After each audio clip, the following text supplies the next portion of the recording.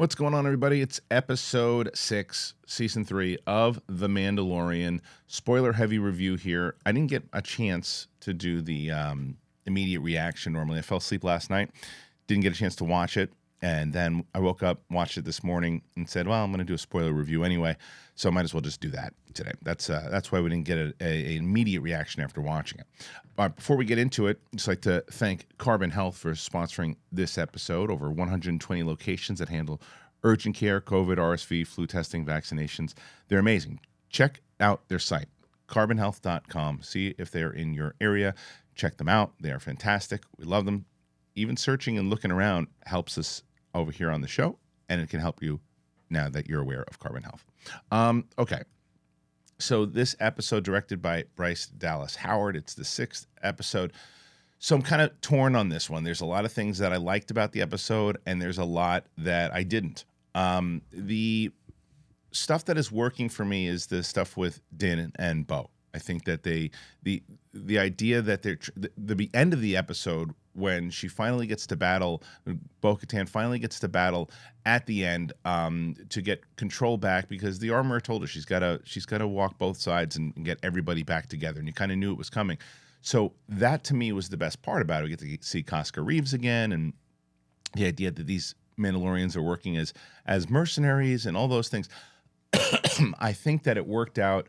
I think that that's the stuff that I was really enjoying. And it's funny because there are a lot of people complaining about the Darksaber transfer over, right? But I actually saw, when I was doing my spoiler-heavy review of the second episode, people were like, well, wait a minute.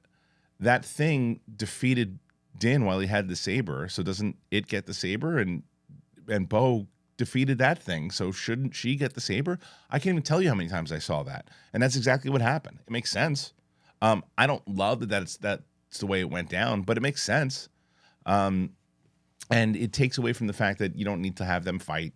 And it's not like if the character of Bo-Katan was going in a place where she was going to kind of go, in more wrestling terms, heel, then I would understand if they had them fight and they had to figure out a way to do it. But this is not where they're going with that. This is more about Bo capturing her legacy, about what it's all about. So that's the stuff that I really enjoyed. I think that unfortunately it gets lost in what is essentially an episode of the Clone Wars. And it's funny because when I watch it, if I want to watch this as an animated episode of the Clone Wars, you'd go, oh, that was a solid episode. Oh, what's next? What's next week? The problem is that we're 6 episodes in to season 3, and there's these little kind of side missions that they're doing with the droids and liberating. And look, I like cameos more than anyone else, right? Or just as much as you do. I think putting Jack Black, Lizzo, and Christopher Lloyd was more distracting than helping the plot. I think that the episode comes off a bit silly at times. It seems, I saw a friend of mine post that the stuff with Jack Black and Lizzo seemed more like a sketch from like the VMAs or MTV Movie Awards. I have to agree.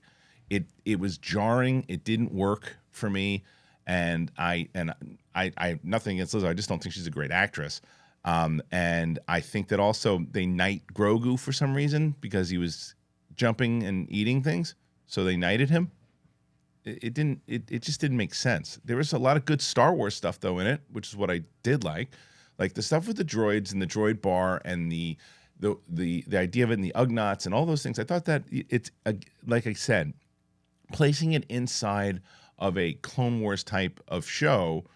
If it was like just different adventures every week, then you're like, okay, it's a solid episode, because it's just like a fun thing that they do, and they go and they do these investigations, and Bo is essentially good cop and Din's bad cop. Okay, fine.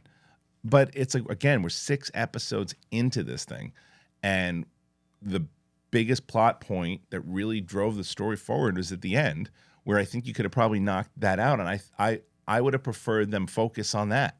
Just focus on the idea that they have to track down the Mandalorians that are mercenaries, and they have to have more of a reason why, develop the character more, but they get scared to develop the character and stuff. And I think that it's also because when you look at something like Andor, which is to me just top tier writing, and you get people complaining about it, how, oh, it's boring, there's not enough action. And then they probably listen to that and then they do let's do a whole mission where Din's gonna see there's these droids and they're going haywire, and then Din kicks a droid and they chase him around, so there's a little bit of action, and then they can both blow the thing away, and then they can be investigating a little bit more, and then there's another rogue droid and they can have a fight there, and it's like, what does that do for the plot 6 episodes in? That's the problem.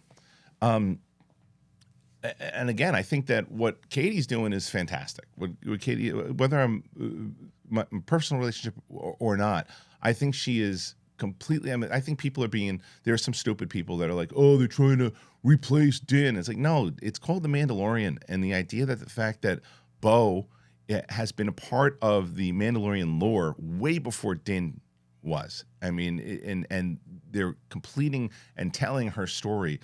That's my favorite part of this so far, because that's the story. The unfortunate part is we're 6 episodes in and we haven't developed a lot of that. The stuff when they do works great, but I just think that they have this thing in the beginning, and I loved when they started out with this whatever the squid thing was in the Mon Calamari, when they start out in that scene where in the very beginning, and she's floating around in the tank and they feed her, but they're talking in different languages, and she then has to talk to the Mandalorians, and she's like, well, basic isn't my first language. Okay, fine. I don't know how long, if you've been watching me for a while, you know, it's one of my biggest pet peeves when the aliens start talking basic. I loved the thing, and one of the things that I loved in Boba Fett, to give credit where credit is due, when they did the voice modulator thing to translate for one of the aliens, because it couldn't talk basic. I liked that. And then they get into this corny conversation that might have played better in alien language about how I love you so much and this childish relationship. And she says to him at one point, she's like, childish fling, whatever. And he goes, hey, that's all I mean. She's like, you know, whatever. I didn't mean that. So why'd you say it? You just said it. But I think that would have played better with a little alien language and stuff too. That's the kind of stuff that drives me nuts. I don't think that it drove a lot of other people nuts, but what it did well. And I thought they should have continued, because at the end of the last episode, they didn't really play off of it. I thought that maybe those Mandalorians were the ones who captured Gideon, right? That's what it seemed like. But either way, there's this continuing story that here's these mercenaries, they're doing these jobs, they have to do these things, they have to there's this other mission that they have to do, and you see what they're kind of doing, where the Mandalorians, Din's side, the people who walked away, they have their own separate mission. They're camped out in Navarro now, so we know what's going on with them. Now we got to piece together. That should have been the whole episode, is Din and Bo trying to recruit them, learning more about them, learning more about their history, learning more about the politics inside of it, learning more about, you know, just so much more of it, and set up that fight more to where it's like you setting up at a time throughout. So that's the full episode. The full episode is all that, the Jack Black stuff and the Lizzo and Christopher Lloyd. Look, I love them, but it was jarring. It was really jarring to see, because it's like, oh, there's Jack Black in a Star Wars costume, and Christopher. It was a nice. I liked the tie into the Separatists and mentioning Count Dooku and those types of things. But again, that's why it played off as a really good Clone Wars episode. I think it was a great Clone Wars episode and a subpar Mandalorian episode, because we are 6 episodes in, and the stuff that furthered the plot, I loved. I do love the chemistry with Bo and Din as they're on that train and they're trying to figure stuff out. And like, we got to get the hell out of here. We got to figure that out. Like, even maneuvering stuff like that, I think plays more, because the problem with it being a really good Clone Wars episode, because if somebody says, well, what's wrong with that? The problem is this. What The Mandalorian did in season 1 was it started to reach a casual audience as much as the Star Wars audience. That's how you get a successful show.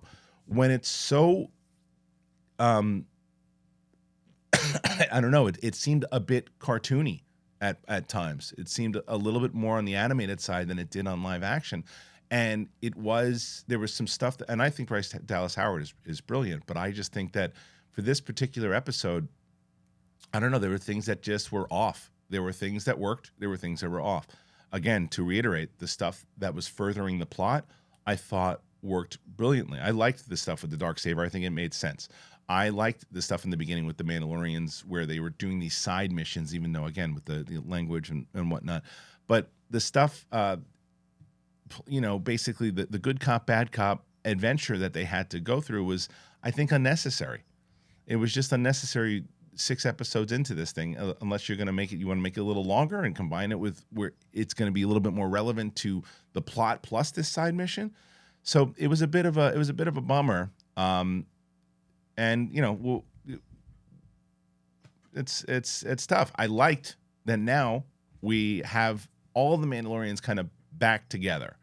I like the fact that you have, when we thought this was going to happen, that Bo's crew was going to get reunited, and now because they've already reunited with Din's crew, now the Mandalorians are going to try to take over Mandalore, and they're going to reestablish how it goes. But I think very similar to what Bad Batch did. Bad Batch season 2 got significantly better in the second half of the season because they focused on the plot. They stopped doing a lot of the side mission stuff, and they stopped doing a lot of these kind of things that didn't further the plot, and they focused in on the stuff that furthered the plot. And most people, anyway, if you watched Bad Batch, I think would say, oh yeah, the second half of that show was great. Like I see more people were interested in the Bad Batch this season that were watching it, obviously, and I saw somebody recently going, I wish there was more Bad Batch, because they're telling a good story, and they're continuously telling a good story. They're not just throwing in things here and there, and it's the little side mission stuff does get jarring, and it just and the Mandalorian doesn't need it. And I saw even my buddy Frank Janish was like, this is a great episode of Clone Wars. Frank Janish is a hardcore Star Wars fan. He's a hardcore Clone Wars guy. So people who love the Clone Wars, and say, yeah, it felt like a Clone Wars episode. But the problem was it's trying to be a universal show, and it did not land as a universal show. And it's a bummer because there was, again, like I said, so many great things in this episode, but so many things that just came off a little corny, like the scene, even some of the dialogue. It's like, and I don't know if maybe we're getting a little spoiled now, because when you compare the writing with Andor to the writing of this particular episode, it comes off a little childish sometimes. And people go, oh, Star Wars is childish. Well, Andor begs to differ. And I think that and the episode of The Mandalorian that Bryce Dallas Howard, episode of Boba Fett that Bryce Dallas Howard directed with The Mandalorian was certainly not childlike, in that butcher shop and those types of things. So they've set the tone in a certain way that it did play a little Saturday Night Live-ish sometimes with how Jack Black and Lizzo played. I didn't really believe them as a couple. I think that it was it just didn't land. It just didn't land for me, that stuff. And I think it could have been, if it was just to get, well, hey, look, we got Jack Black and Lizzo in there.